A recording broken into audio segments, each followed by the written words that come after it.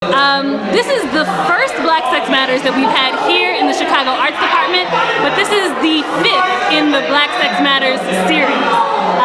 Black Sex Matters is a critical intervention that believes that the black body is a site for creativity, for magic, for healing, and for pleasure. And it is meant to disrupt the media and dominant culture's insistence that black bodies are just for labor, for exploitation, for capitalism, sites of torture, spectacles of death. So here at Black Sex Matters, we are actively combating shame, actively combating repression, actively combating sexual violence, and actively combating silence around sexual health. So Nikki Patan has been my mentor since I was about 16 years old. We met through a program called Gallery 37, which is now After School Matters.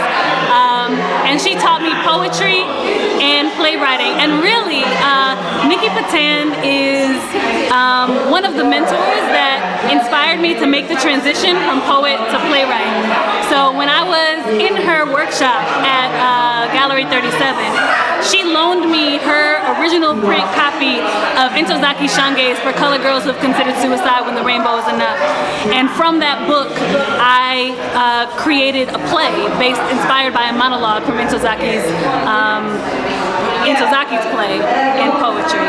And so I still have Nikki's copy of that book, and that relationship has grown and evolved from her being my mentor and her inspiring me to be a freelance artist, to make my art my career, and to also be a teaching artist and to give other young people what she gave to me. And so now we work together as colleagues and collaborators, and Black Sex Matters is one of our favorite projects to work together on.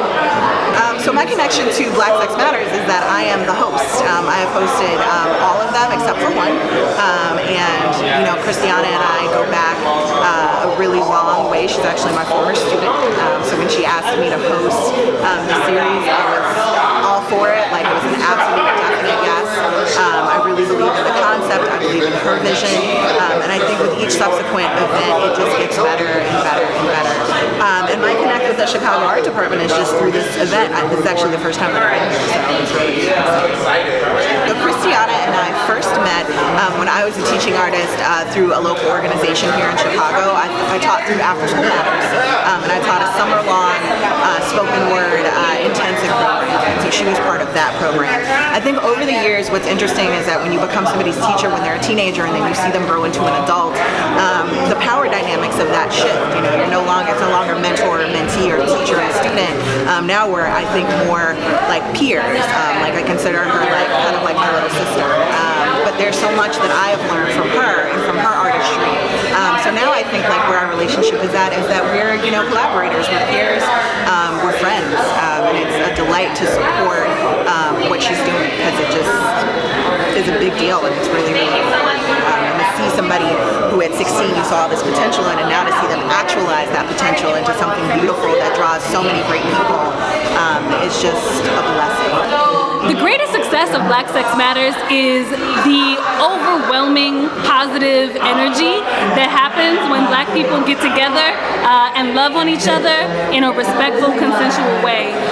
And so I think what we've learned is that there is so much hunger for us to be having open, honest, candid, freaky conversations about what we like and what we do, and really actively break the silence that dominant culture teaches us to have around our bodies and around sexual taboos, when really everyone has a sexual taboo that they want to talk about, that they want to explore. And I think that Black Sex Matters really provides a healthy space for people to explore all of the desires that are perfectly natural and perfectly beautiful and perfectly healthy. And when we access that from a healthy place, we are unimaginably powerful and magical and creative. I will say that it was really important when you're curating a space that is sex positive, that everyone in the space adhere to certain agreements about respecting each other's bodies and respecting the space. And so I am also the co-founder of an organization called the Let Us Breathe Collective, which is an arts activist organization that is organizing through a creative lens to imagine a world without prisons and police. And we govern that space with a set of agreements called the Brave Space Agreements. And those agreements are an effort to codify how we interact in a positive social way, so that we don't ever need police or some outside authority controlling or policing our actions, that we should be able to lovingly hold ourselves accountable.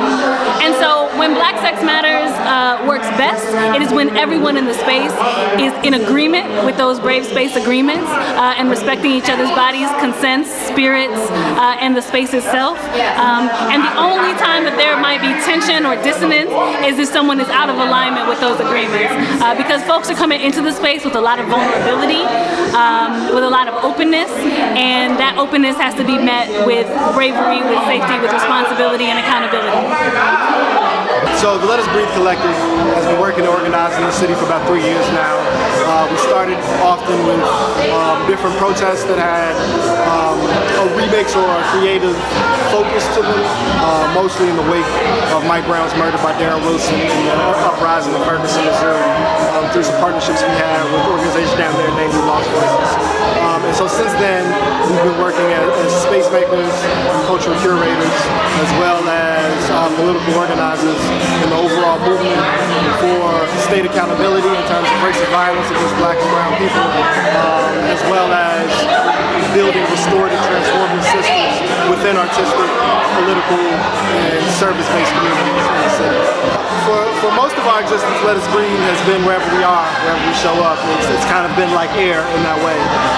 But over the last year, we've moved into a space on 51st and Bishop, which we've called the Breathing Room Space, which is becoming not only our headquarters, but a movement building hub, a liberation oasis for healing, organizing, and creativity.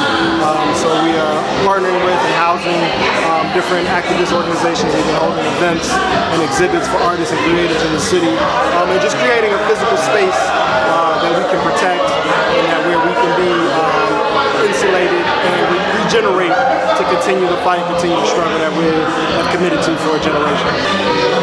I honestly struggle. Honestly, I don't know that I've arrived with a definition of what joy looks like for me. And I guess that is where the unapologeticness comes from, is in admitting that and being very honest and transparent and communal about the fact that I don't have these answers and that I'm struggling. And that, in the meantime, until I figure it out, love can suffice as a foundation or a supplement. Yeah, so I'm an abolitionist, which means I am working towards the abolition of prisons and police. And I think that also shame is a prison. Shame is a way to confine, to control, to make small. And so unapologetic joy, to me, is the antithesis, the antidote to that kind of repressive shame that alienates us from our bodies and alienates us from our pleasure and autonomy over ourselves and sovereignty over ourselves.